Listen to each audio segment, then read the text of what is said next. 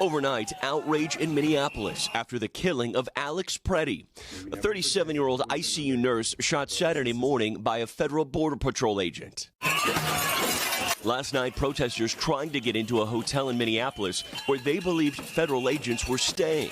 Authorities breaking up the crowd. Yesterday, Governor Tim Walz activating the state's National Guard and demanding federal agents leave. That Donald Trump needs to pull these 3,000 untrained agents out of Minnesota before they kill another person. But President Trump blaming Democrats for the unrest, writing in a lengthy post, 2 American citizens have lost their lives as a result of this Democrat-ensued chaos, referring to both Pretti and Renee Good, who was fatally shot earlier this month. Some Trump officials facing scrutiny for accusing Pretti of approaching agents with a handgun. The officers attempted to disarm this individual, but the armed suspect reacted violently. But at least 4 different videos of the encounter, analyzed by NBC News, appear to show Pretti with a phone in his hand in the moments before his death, attempting to come to the aid of a woman pushed to the ground by federal agents. An agent pepper sprays him before Pretti is brought to the ground. Some of the video shows an agent appearing to reach into the skirmish and remove a gun that looked like Pretti's. Then, Pretti is shot. Pretti is a U.S. citizen with no criminal record and was licensed to carry a concealed weapon, according to local officials. Pretti's family saying in a statement, "The sickening lies told about our son by the administration are reprehensible and disgusting. Alex is clearly not holding a gun when attacked by Trump's murdering and cowardly ICE thugs." Overnight, President Trump telling the Wall Street Journal his administration is reviewing everything about the shooting. When pressed, Trump did not directly answer whether the agent who shot Pretti had done the right thing. Here in Minneapolis, Pretti remembered, shown here as an ICU nurse reading a final salute. We remember that freedom is not free. And a memorial growing for Pretti on the street. What do you see when you watch those videos? An execution, an absolute execution.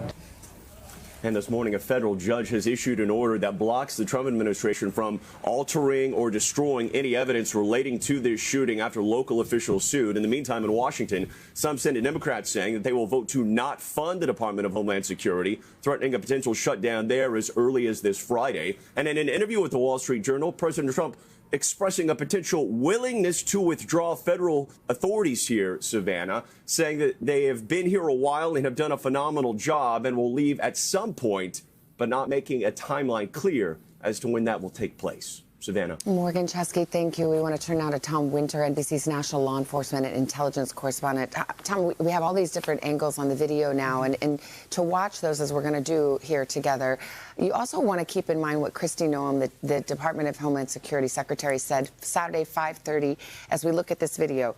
An individual, Alex Pretti, approached U.S. Border Patrol officers with a 9mm semi-automatic handgun. The officers attempted to disarm this individual, but the armed suspect reacted violently.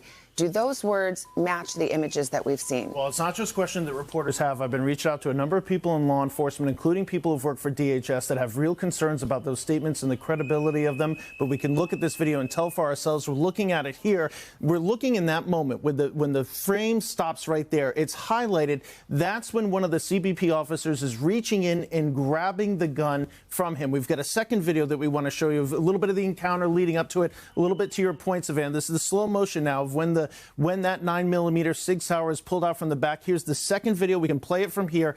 This is a freeze frame of the moment where they come up to him. We'll get to that in just a second. You see Pretti right there, and now he's holding in his hand a phone. His left hand is clear, and so there's no weapon that's displayed at that point. And so the question is, how did this incident escalate to this point where it ended up in shots being fired? From an investigative standpoint, they'll focus on the intent. And this always comes down to this just purely from a legal standpoint. The person who fired the shots, the CBP officer who fired the shots, what was in their head? Did they believe that there was a credible threat to their life? But the gun had already been removed before we hear the shots fired on that tape. Second deadly shooting by federal agents in less than a month there in Minneapolis. Tom, what What happens next in this city? What do we know about that and where the investigation goes from here? Well, you're seeing calls from IACP, which is a group of police executives, asking for the White House to intervene and intervene now. They want a de-escalation. They want to start to get people at the table. They want local law enforcement and federal law enforcement at the table. Things need to be de-escalated between them before they can be de-escalated on the streets. And it's against city ordinance in Minneapolis for the police to go out there and set up a perimeter and push protesters back. And CBP and ICE are not really trained to be in these protest situations. It's very difficult, and as Morgan pointed out, an unusual investigation that the FBI is not going to be leading it. It's a tinderbox right now. Tom, thank you very much.